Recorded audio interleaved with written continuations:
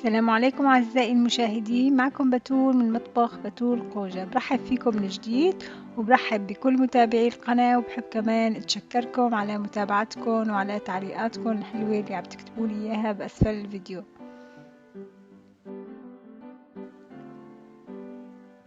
وصفتنا لليوم هي كرات الشوكولا والبسكوت.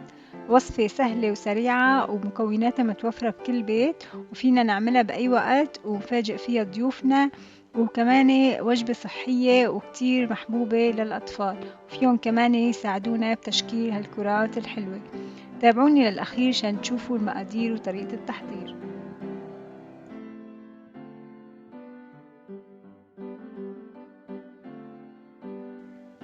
لتحضير كرات البسكوت بالشوكولا رح نحتاج بسكوت سادة، تقريبا علبتين ونص. بالمولات الألمانية كمان متوفر بالسوبر ماركت، اسمه بوتا كيكسي. ورح نحتاج كمان كاسة جوز هند جوات الكرات، وكاسة كمان للتغليف، يعني كاستين جوز الهند طبعا مبشور. رح نحتاج كمان نص كاسة سكر، أنا عم بستخدم السكر البني. ورح نحتاج كمان كاسة حليب ومعلقتين كاكاو سادة. وبالنسبة للتزيين رح نحتاج مثل ما لكم شايفين هدول حبيبات الشوكولا. فيكن انتو تستخدموا اي نوع تغليف بدكن اياه، سواء جوز الهند او حبيبات الشوكولا، او في عنا كمان حبيبات شوكولا ملونة، يعني حسب ما انتو تحبوا او حسب الاولاد ما يحبوا. فيكن تستخدموا التغليف اللي بدكن اياه. فينا كمان نغلفها بالمكسرات، يعني التغليف بيرجع لإلكم.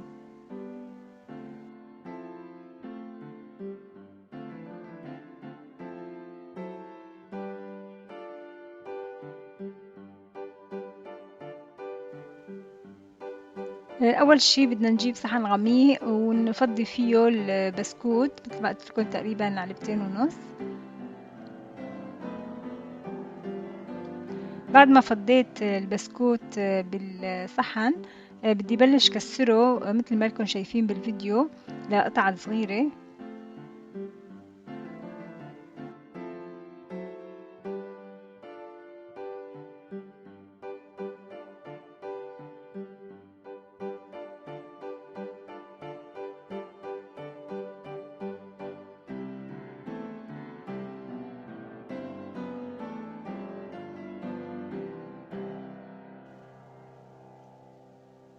بعد ما كسرت البسكوت لقطع صغيرة صار عندي بهالشكل.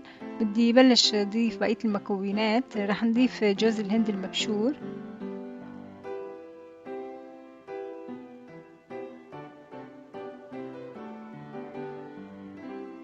ورح نضيف نص كوب سكر.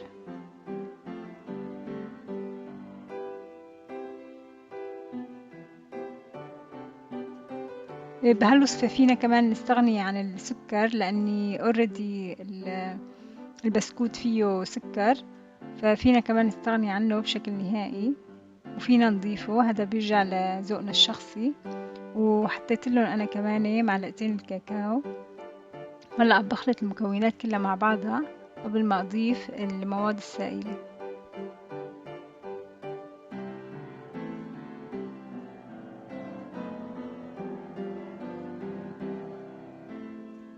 هلا صار وقت نضيف الحليب.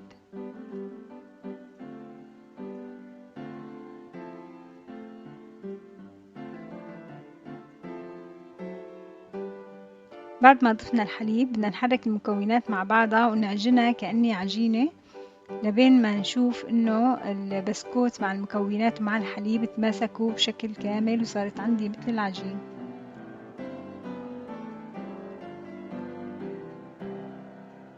بدها تقريبا دعك حوالي نص ساعة او تلت ساعة لحتى المكونات كلها عندي تتماسك وتطلع مثل العجين.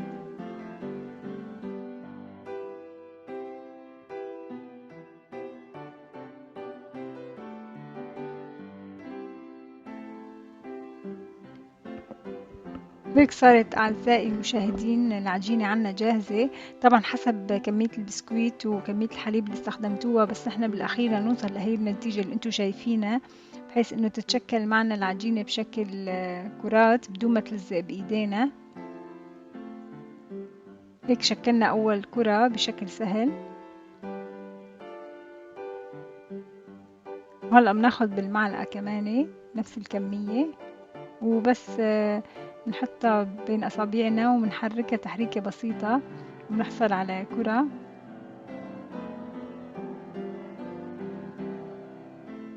أنا رح كمل تشكيل بقية الكرات وبعدين رح نرجع نشوف كيف بدنا نزينهم.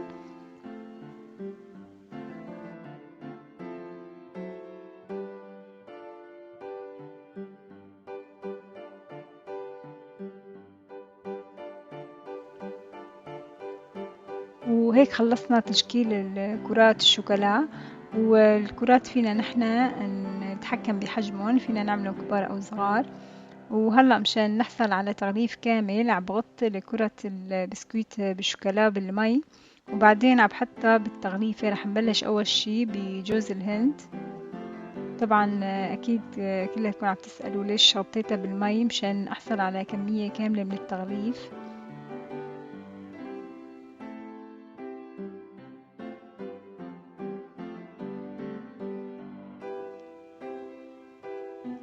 رح أعمل كمان وحدة تانية بجوز الهند، مثل ما لكم شايفين عم نغطها بالمي، وبعدها بجوز الهند.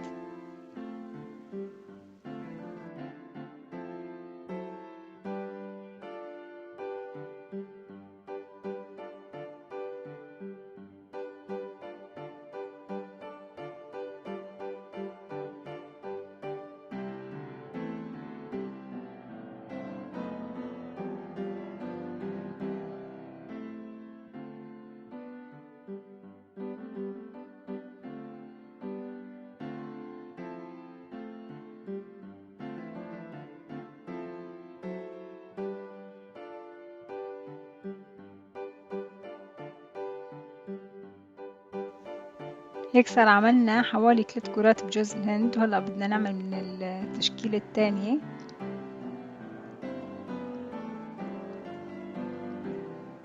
غطيناها غطة خفيفة بالمي مثل ما لكم شايفين، وهلأ بدنا نغمسها بتغميسة الشوكولا.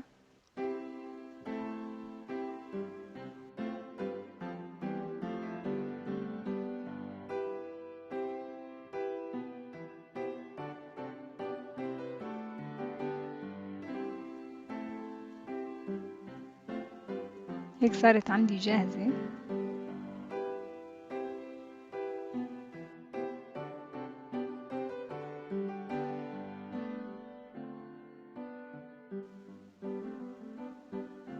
وهلأ عم نغمسها بالتغميسة الثالثة اللي هي الشوكولا الملونة.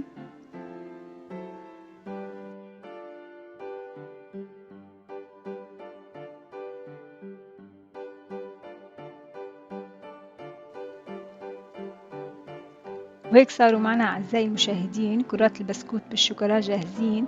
مثل ما شفتوا المكونات متوفرة بكل بيت والطريقة سهلة وسريعة. بعد ما شكلنا كرات الشوكولا فينا نحطهم بالثلاجة للمساء أو لتاني يوم لحتى يكونوا ضيوفنا موجودين، أو لحتى نحن نحب ناكلهم. ومثل ما قلت لكم فيهم كمان الأولاد الصغار يساعدونا فيهم ويحطوا التغليفة اللي هن بيحبوها. وأكيد كتير صحيات وطيبين. بنصحكم إنكم تجربوا هالوصفة وتعطوني رأيكم فيها. وألف صحة وهنا.